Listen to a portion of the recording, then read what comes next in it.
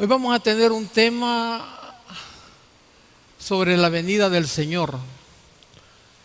De esos temas de que, así como la guerra espiritual, a los cristianos nos cuesta mucho creerla, valorarla, lo que las Sagradas Escrituras dicen.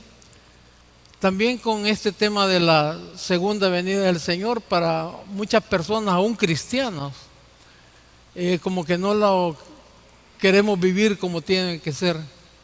Esperamos de que el Señor nos ayude esta mañana. El texto que vamos a ocupar es Primera Epístola a los Tesalonicenses, el capítulo 4 y los versículos del 13 al 17. O al 18. Primera Epístola a los Tesalonicenses, capítulo 4 y los versos del 13 al 18. Y vamos a leer su palabra en el nombre del Padre, del Hijo y del Espíritu Santo. Amén. Tampoco queremos, hermanos, que ignoréis acerca de los que duermen, para que no os entristezcáis como los otros que no tienen esperanza. Porque si creemos que Jesús murió y resucitó, así también traerá Dios con Jesús a los que durmieron en él. Por lo cual os decimos esto en palabra del Señor, que nosotros que vivimos, que habremos quedado hasta la venida del Señor, no precederemos a los que durmieron. Porque el Señor mismo, con voz de mando, con voz de arcángel y trompeta de Dios, descenderá del cielo, y los muertos en Cristo resucitarán primero. Luego nosotros, los que vivimos, los que hayamos quedado, seremos arrebatados juntamente con ellos en las nubes para recibir al Señor en el aire, y así estaremos siempre con el Señor. Por lo tanto, alentaos los unos con estas palabras, los unos a los otros con estas palabras. Señor, te queremos dar gracias por permitirnos, Señor, tocar temas tan preciosos, Padre, y temas de que para muchos de nosotros no los tenemos muy reales, sino que no pensamos mucho en eso, Señor, y tal vez porque desconocemos que dentro de las coronas que se van a recibir en el bimá de Cristo, una corona que el cristiano va a recibir cuando sea arrebatado en el bimá, va a ser a los que amamos su venida, a los que la anhelamos, porque sabemos de que va a ser un momento eterno y va a ser algo precioso. Limpia nuestra mente, nuestro corazón, Señor. Danos la humildad para recibir lo que tú tengas preparado esta mañana para cada uno de nosotros. En tu nombre, Jesús, oramos con acción de gracias. Amén y amén. El domingo pasado tocamos la epístola de Tito, donde el apóstol Pablo le dice a él y también al otro pastor joven, Timoteo, les da indicaciones de cómo poder liderar la iglesia local por los problemas que iban a encontrar. Y uno de los puntos que dijimos era, el consejo sabio que Pablo les estaba dando era que tuvieran cuidado con la sana doctrina. El primer consejo era que la iglesia fuera una organización bien ordenada, y el segundo era de que procuraran la sana doctrina, que tuvieran cuidado, que fundamentaran a la iglesia en la sana doctrina. ¿Y por qué digo eso? Porque habemos muchas personas dentro de las congregaciones que tal vez por falta de tiempo, falta de dedicación a escudriñar las Escrituras, agarramos conceptos humanos, conceptos del hombre. Por ejemplo, muchos hablamos de la segunda venida de Cristo, lo cual existe y así va a ser. Pero existen diferencias entre lo que es el traslado de la iglesia, el arrebatamiento de la iglesia y lo que es la segunda venida. Y uno escucha Y lo hemos dicho, uno escucha grandes hombres de Dios que cuando se refieren a este tema, al arrebatamiento, hablan de la segunda venida. ¿Está malo eso? Mire, yo no me voy a meter en problemas. Yo lo que le quiero decir con mucho respeto y cariño a usted como congregación del Taber de Usulután es lo que las Sagradas Escrituras explican. Es cierto, Jesús va dos eventos que va a venir, pero uno no toca tierra. La segunda venida, el Señor no toca tierra. En su primer venida, Él vino a la tierra. Vino a desarrollar el plan que habían organizado con su Padre antes de la fundación del mundo, que era la redención de toda la humanidad. El evento que falta es este. Dentro de la agenda, dentro del proyecto de Dios, es el arrebatamiento. Porque si el arrebatamiento sucede hoy, gloria a Dios, y que así fuera, qué lindo que nos encontrara aquí y sonara la trompeta. De ahí para allá se sabe lo que va a pasar. Se sabe que después del traslado de la iglesia, los dos eventos que van a haber en el cielo, el bimá de Cristo, las bodas de Cristo con su iglesia, llamadas las bodas del Cordero. Y en lo que están los grandes eventos en el cielo, la tierra, la gente que se quede, está en una gran tribulación, como nunca ha habido, dice la Biblia. Que si no fuera, dice, por unos escogidos, dice la Biblia, quién sabe cómo fuera. Entonces, para yo poder entender, para yo poder anhelar la venida del Señor, yo debo de valorar, debo de entender qué pasaría si yo en ese traslado, en ese rapto, en ese arrebatamiento, yo me quedo. Y a mi parecer, yo creo que la falta de estudio sobre estos temas es lo que no valoramos nosotros, lo que significaría el ser arrebatados en ese momento o el quedarse en la tierra esos 7 años de tribulación. Entonces, existen ciertas diferencias de lo que es el rapto de la iglesia, el arrebatamiento de la iglesia, como lo está explicando Pablo a los tesalónicos, y lo que es la segunda venida de Cristo. En un par de diferencias sencillas, porque hay muchas más, esperamos nosotros poderlo definir. La primera diferencia que podemos hablar es de que, si me pone un poquito de atención a una palabra, Cristo viene en el arrebatamiento, viene por su iglesia. En el arrebatamiento, en el rapto, en el traslado, Cristo viene por su iglesia, pero no viene a la tierra,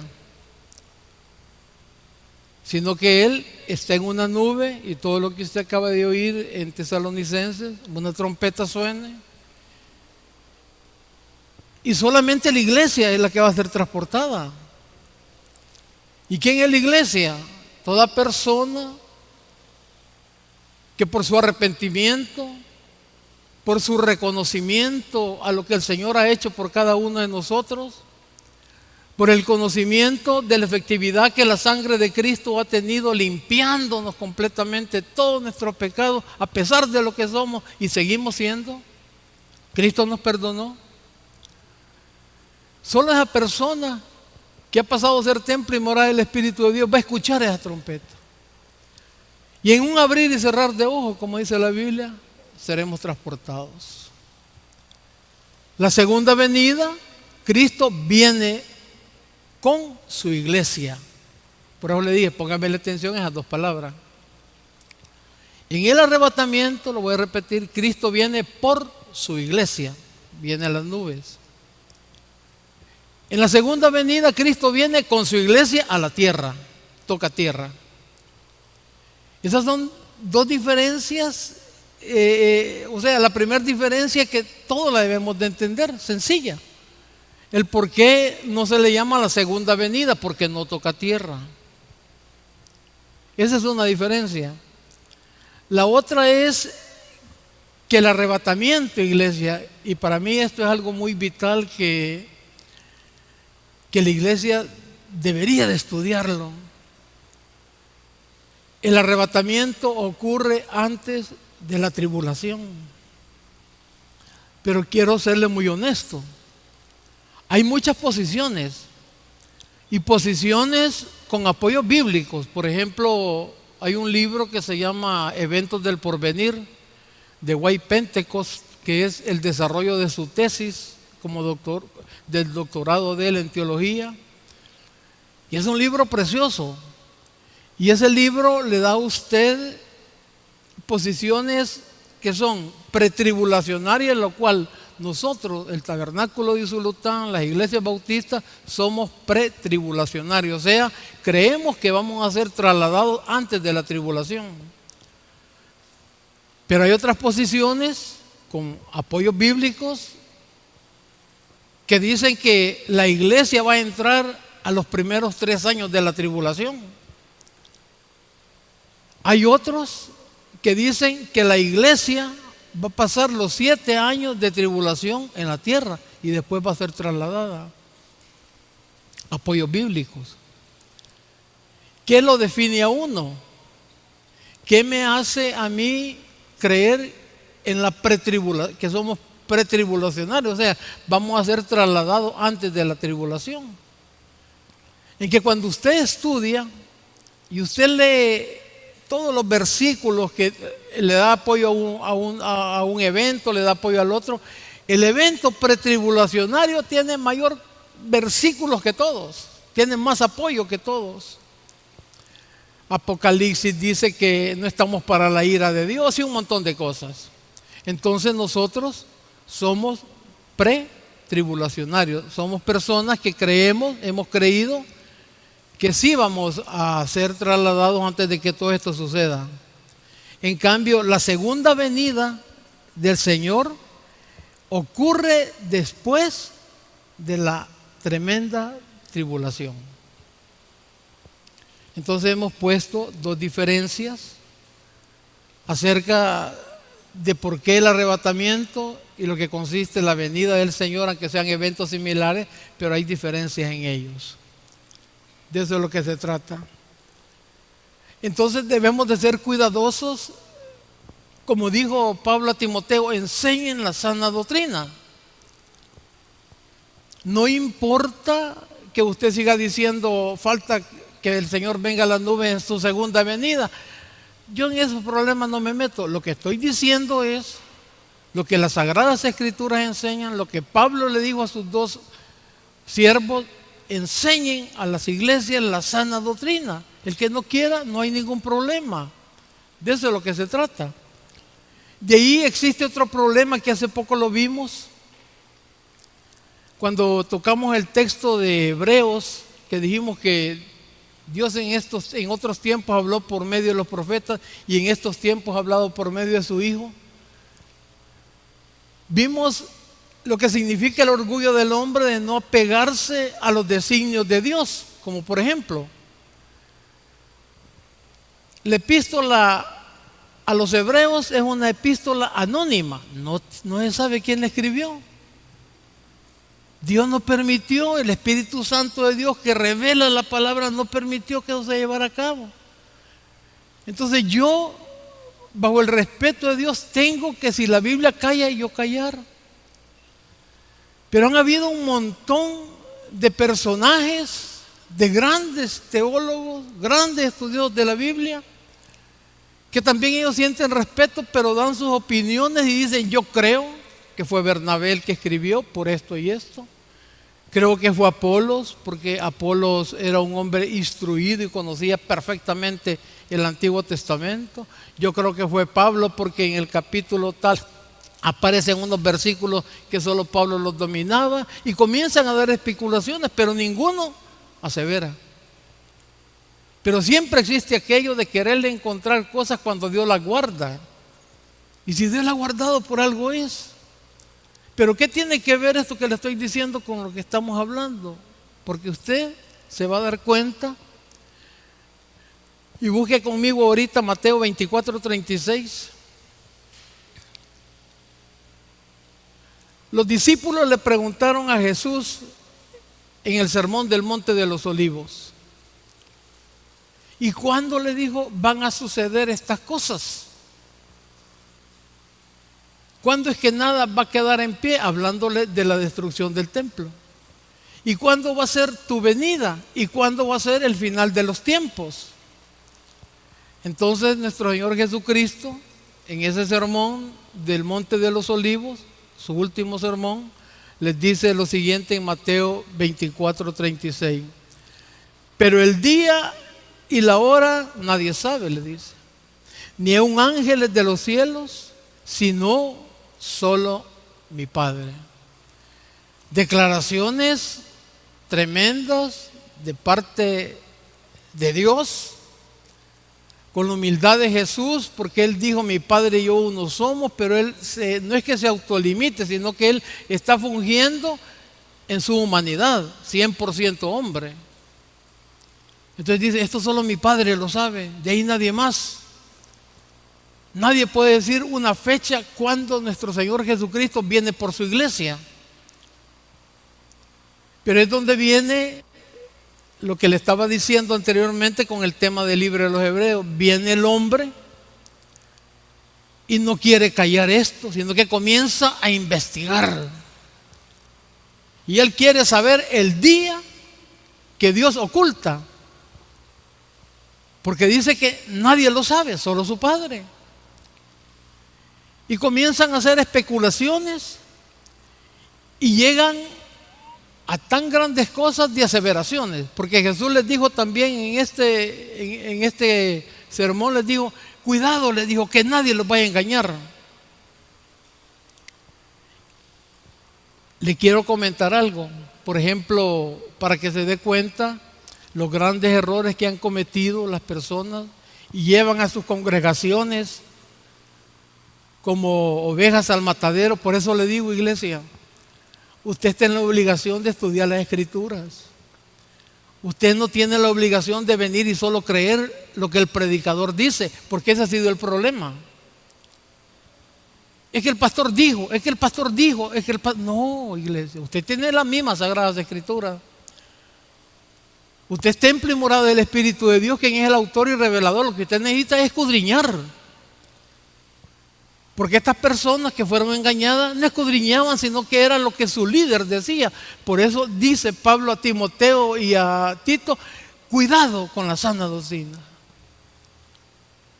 Y la sana doctrina, hermano, inicia escudriñando las Sagradas Escrituras por medio de ese Dios que está dentro de usted, autor y revelador de la palabra.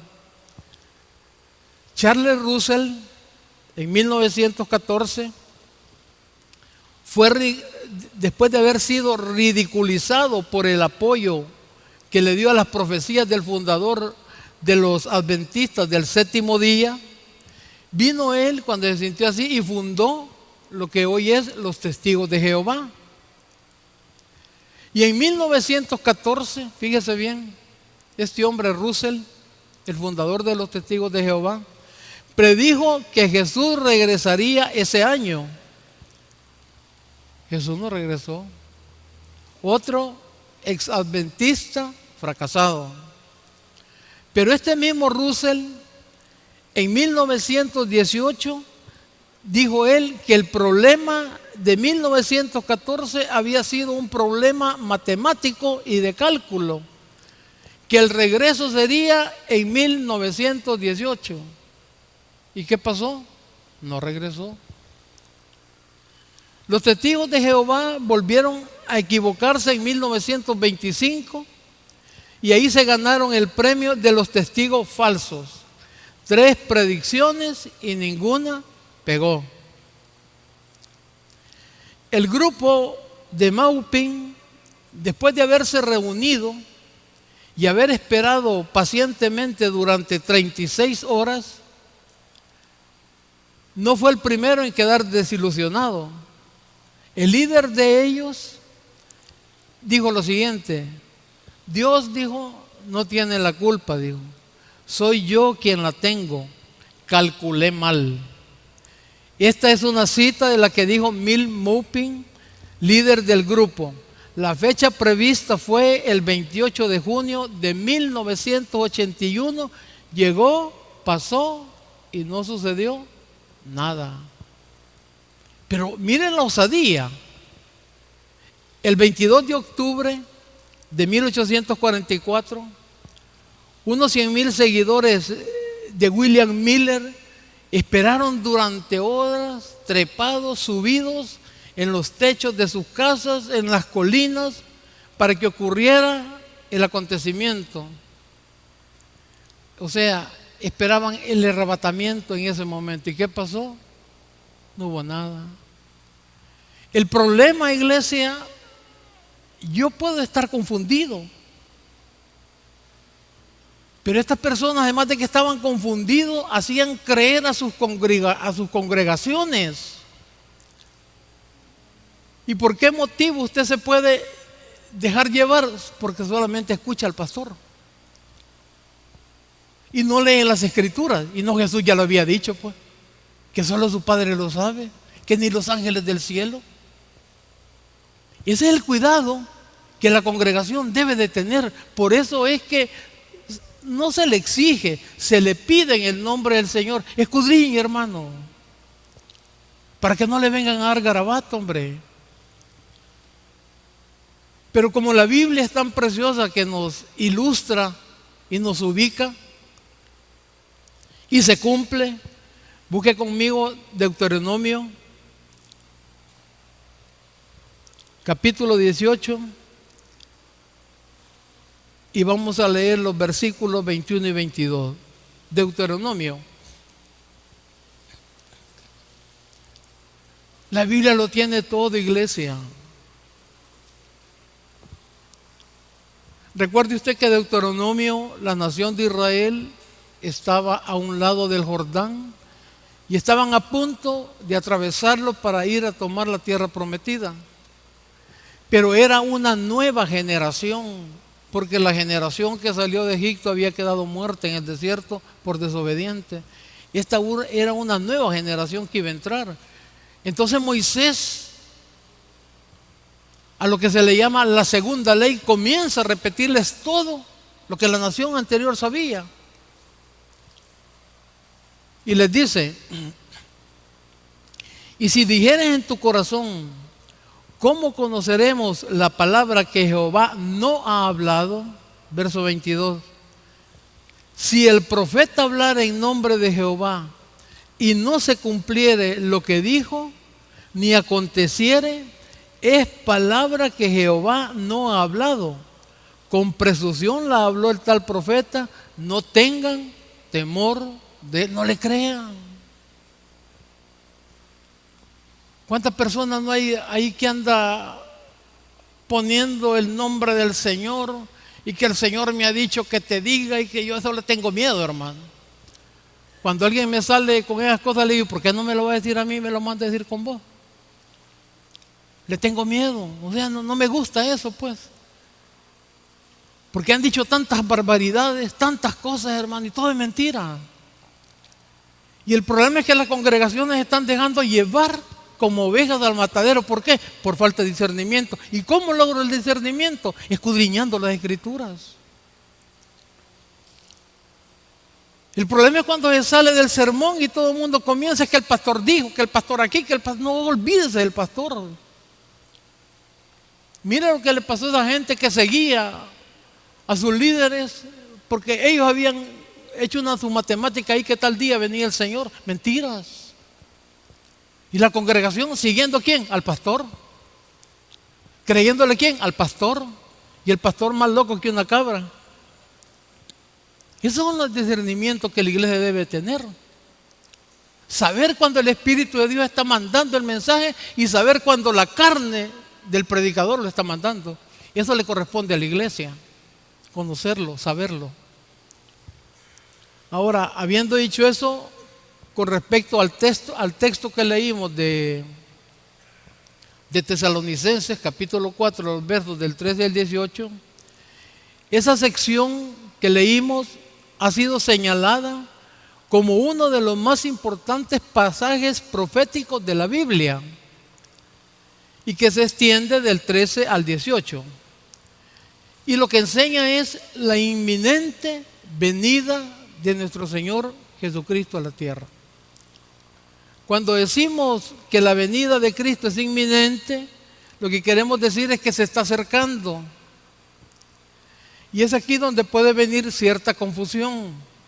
Y a Pablo lo acusaron por eso. Yo, por ejemplo, yo creo, fíjese bien, hermano, yo pienso por eventos que se están dando en el mundo, por lo que dijo nuestro Señor Jesucristo en el Monte de los Olivos, por todas esas cositas, yo pienso y anhelo y digo que el Señor está a las puertas. Y yo quisiera ser de la generación que va a ser antes de morir arrebatada. Y eso yo lo quisiera. Pero yo no puedo decir de que yo voy a ser trasladado con seguridad, no puedo. Porque mi Señor dijo que solo su Padre lo sabía, que nadie más lo sabe. Pero sí puedo anhelar la venida del Señor y puedo pensar que esta generación va a ser la última de estar esperando y que vamos. Pablo pensaba lo mismo. Entonces a Pablo se le acusó de que él en su vejez había cambiado su teología, sin recordar que la epístola a los tesalonicenses fue la primera epístola que el apóstol escribió. Y cuando él escribió Filipenses, el capítulo 3, versículo 20, por ejemplo, ya era un anciano, estaba preso en Roma. Él dice: mas nuestra ciudadanía está en los cielos, de donde también esperamos al Salvador y Señor Jesucristo. Pablo nunca dejó de estar esperando. Solo que él decía, es probable, decía, así como yo anhelo también, y muchos de ustedes han de anhelar. Pero no porque tengamos un agüite aquí en la tierra, vení Señor, vení, no, porque sabemos de que va a ser mejor la vida. Por todo lo que la Biblia enseña, el estar cara a cara con el Señor. Solo imagínense usted eso. Entonces uno desde estos momentos, conociendo de todo lo que esto se trata, debe de anhelar y agradecer al Señor que ha pasado a ser templo y morada del Espíritu Santo de Dios, y que usted no va a pasar esos 7 años de tribulación aquí en la tierra. Solo póngase a pensar en algo. ¿Cómo es el corazón y el peligro que va a tener esta persona? Ahorita estamos en el periodo de la gracia. ¿Qué me cuesta la salvación a mí? Nada. ¿Qué tengo que hacer yo? ¿Alguna obra? Ninguna. Tengo que ver la cruz del Calvario, tengo que conocer lo que Cristo vino a hacer, tengo que saber el poder de Él limpiando mis pecados. Tengo que entender que a mí no me cuesta nada, sino que fue algo que el Padre y Él decidieron para mi vida. Y debo comenzar yo a agradecerle al Señor eso. Es por gracia, no es por obras, dice la Biblia. En cambio aquí en estos 7 años, para personas que hayamos escuchado esto o que hayamos leído esto, nos patronaron.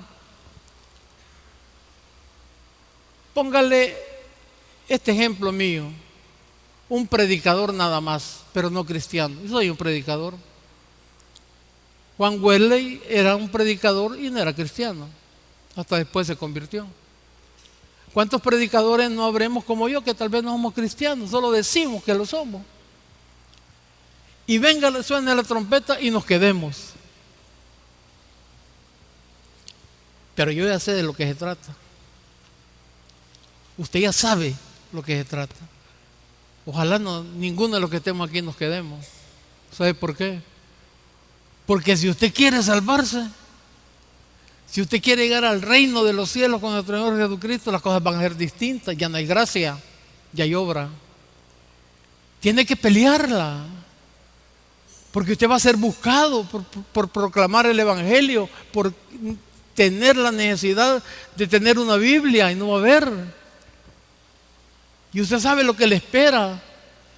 Y usted sabe que si le ponen los 3:6 o la marca del anticristo, usted está frito ya y tiene que luchar contra eso. Hoy la pregunta es, ¿y si no acepto la gracia?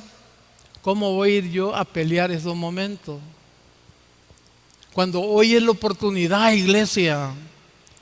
Hoy es cuando Cristo te abre las puertas y te dice, si yo lo he dado todo por ti, ¿por qué vas a ir a sufrir ahí? Esos son los momentos que debemos nosotros ponerle mucha atención. La palabra que el apóstol usa en el texto que leímos de Tesalonicenses es la palabra arrebatados, la cual viene del griego arpazo y quiere decir, entre otras cosas, arrebatar, levantar, asir apresuradamente, transportar. Y eso fue lo que Pablo enseñó a los tesalonicenses. Pero hay algo más importante, que es la pregunta, la contestación que Pablo da al versículo 13 del capítulo 4 de Tesalonicenses. Si gusta, lo vuelve a releer. Tampoco queremos, hermanos, que ignoréis acerca de los que duermen, para que no os entristezcáis como los otros que no tienen esperanza. Y es lo que Pablo iba a responder y estaba respondiendo. Pero para eso necesitamos saber el contexto, el por qué, qué era lo que estaba pasando. Pablo fue a Tesalónica en su segundo viaje misionero. Y póngame atención a esto, iglesia.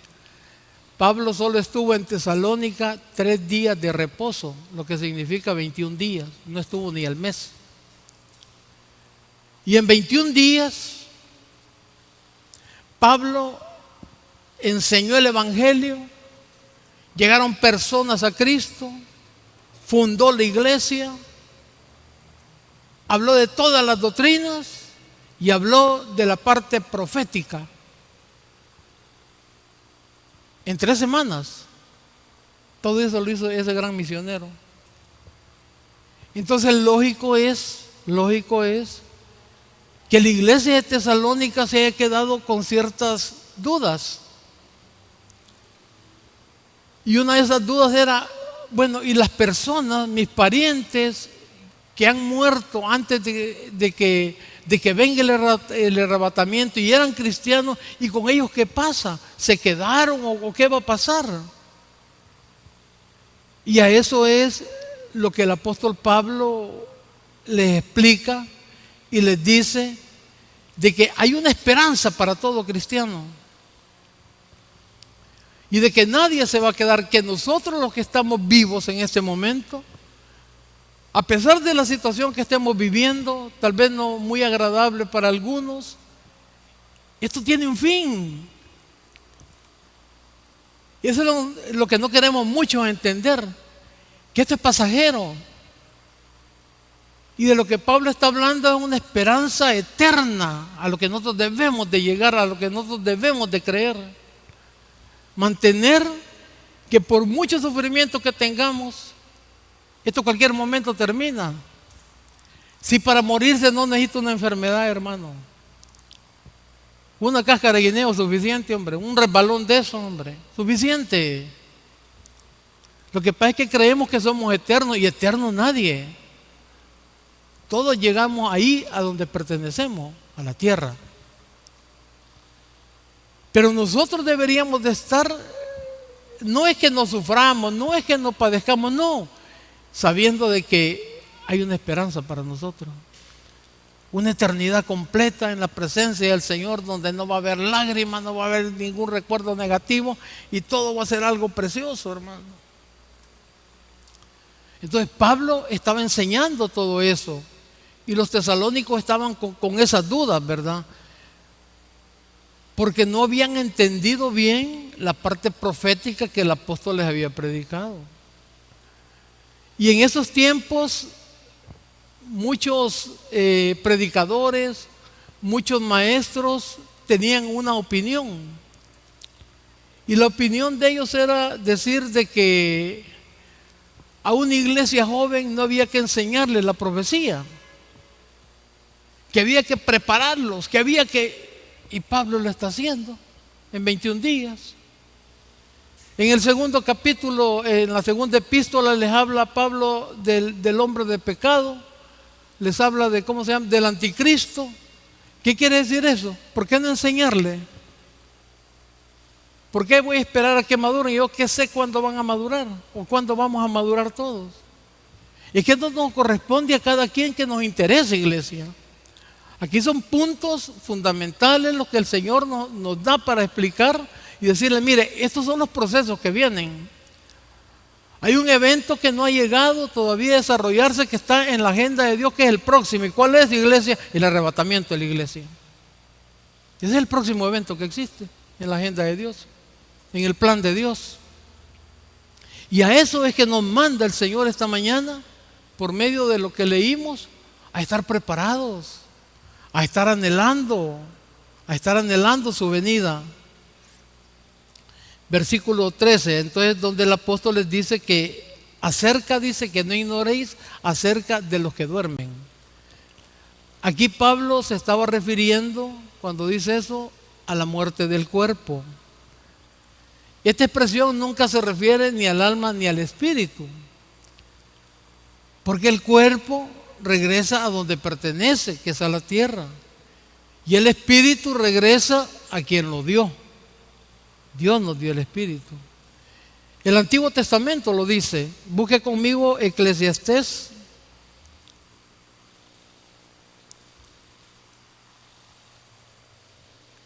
Eclesiastés capítulo 12, versículo 7.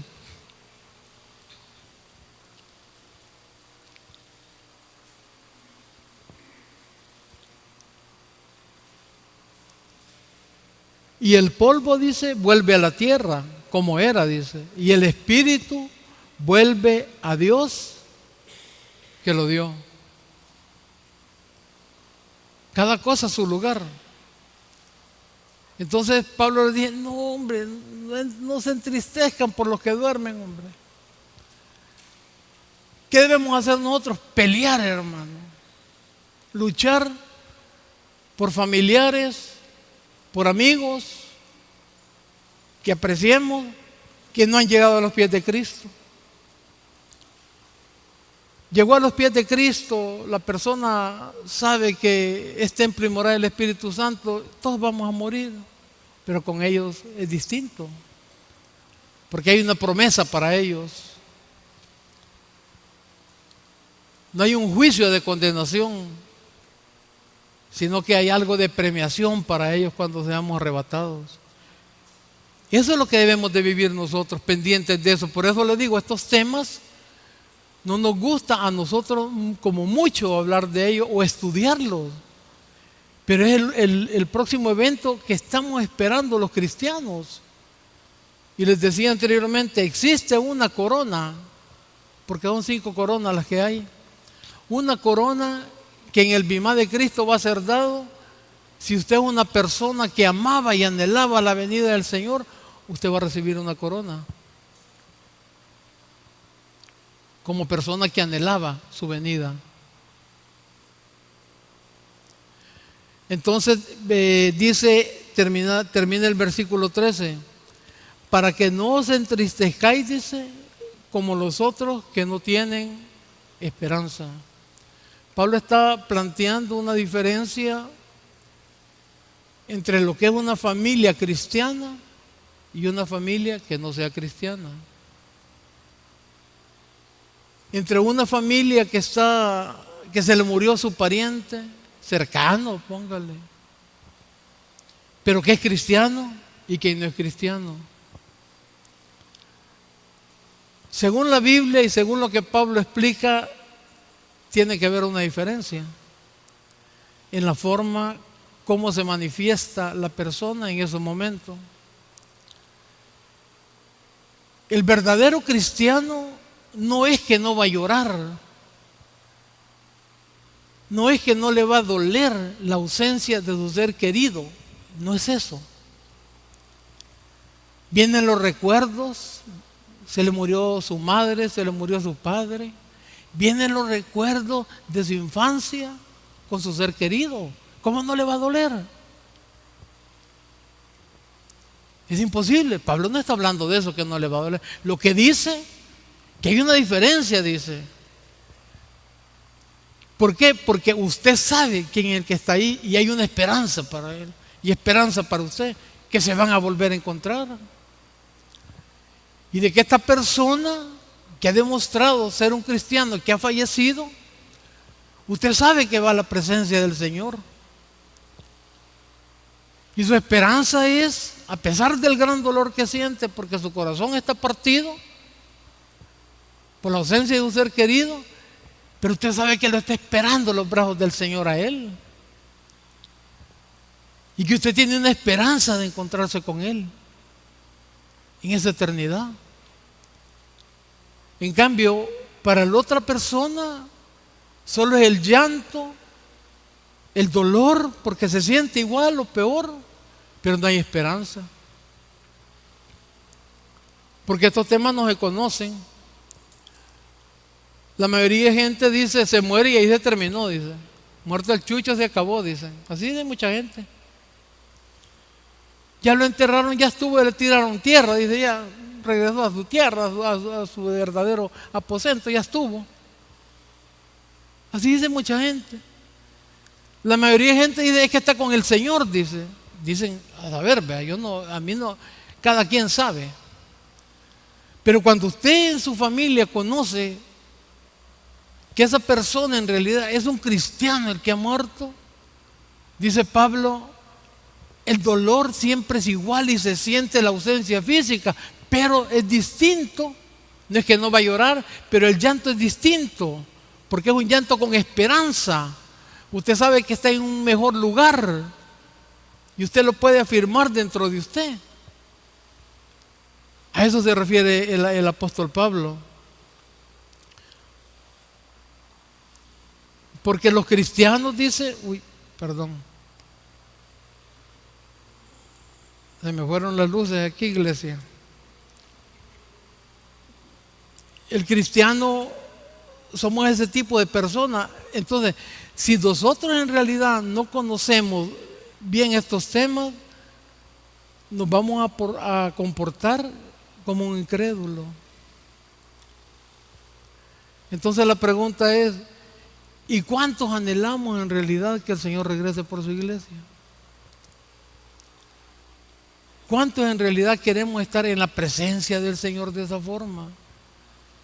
Si todo es que ya una enfermedad se nos complique, ya la medicina ya nos tiene que ya no, o cualquier otro problema que tengamos y que el mundo se nos termina como quienes, como que si no hay esperanza. Y eso es lo que el apóstol Pablo dice. ¿Se vale la tristeza? Claro que se vale la tristeza, pero tristeza como si no hubiese esperanza ninguna, la cual en efecto no tenían los inconversos, esa se prohíbe dentro del cristianismo. Ahora, mire lo que dice Pablo también a los Corintios. Primera epístola a los Corintios, capítulo 15, versos 51 y 52.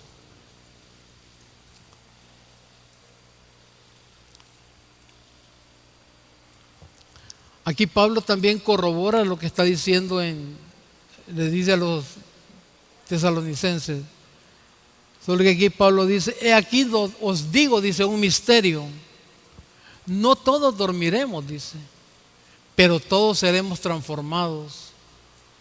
Aquí habla de la transformación que usted y yo vamos a tener si en caso nosotros estamos vivos cuando venga el arrebatamiento, porque la carne no puede entrar. Entonces, en ese abrir y cerrar de ojos, en ese llamado de Dios, va a haber una transformación, así como nuestro Señor Jesucristo, a un cuerpo transformado, un cuerpo que pueda resistir ver la gloria de Dios. No todos dormiremos, pero todos seremos transformados, dice. En un momento, en un abrir y cerrar de ojos, y a la final trompeta, porque se tocará la trompeta y los muertos serán resucitados incorruptibles y nosotros seremos transformados. Termino, iglesia, diciéndole algo. Esto no es un cuento de Alicia en el País de las Maravillas, por si alguien lo está pensando. Esta es una realidad como cuando Cristo vino a redimir la humanidad. Este evento hay que esperarlo para que se cumpla todo lo que de ahí para allá falta, lo cual se sabe. Una vez que Cristo venga, se conoce. Yo le invito para que, tal vez con estos menos de 45 minutos, donde uno quisiera poder desarrollar otros temas respecto a esto, anexos, no alcanza el tiempo. Lo que tratamos es de meter en su corazoncito una inquietud. Que si usted está creyendo que esto es una mentira, pero usted dice, es de las personas que dicen, yo creo que la Biblia es la inerrante palabra de Dios, que lo estudie, hombre. Que si usted es cristiano, que se hinque y le pida al Espíritu de Dios que lo ilumine. No que le revele, que lo ilumine. Que le haga entender esto, iglesia. Y que comencemos nosotros, como fue el último consejo que le dio Pablo a Timoteo y a Tito, hacer buenas obras como iglesia. Buenas obras para la gloria de Dios, no para nosotros. Y en cada obra, esperando la venida del Señor. Pidiéndole al Señor que si viene, que venga en un día que estemos como iglesia aquí reunidos. Imagínense qué cosa más preciosa. Que sonara la trompeta y yo de repente, yo solito aquí, y el pastor Jorge, los dos que nos vamos a quedar, y se fueron todos los hermanos. Y solo le diría, agarre, pastor, que la que nos truena estos 7 años. ¿Y por qué no, pues? ¿Y por qué no? Pero qué lindo sería en un momento de esto que sonara la trompeta y todo. La trompeta no lo va a oír la persona que esté a la par suya, que no sea cristiana. Solo el que tenga al Espíritu de Dios, el cual es templo y morada de esa persona. La persona es templo y morada del Espíritu de Dios, solo él va a escuchar esa trompeta. No es Alicia en el País de la Maravilla. Es el evento que usted y yo, desde este momento, si le ha causado el mínimo interés, debemos de iniciar dándole gracias al Señor porque le esperamos, pidiéndole al Espíritu de Dios que nos haga anhelar ese momento, porque va a ser lo más precioso que la iglesia pueda vivir. Oremos al Señor.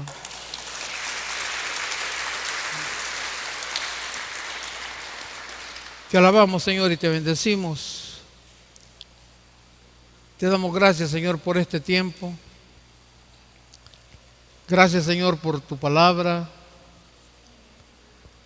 Gracias, Señor, porque podemos disfrutar de ella. Podemos tocar, Señor, estos temas proféticos que uno tendría que ampliarlo más, Señor.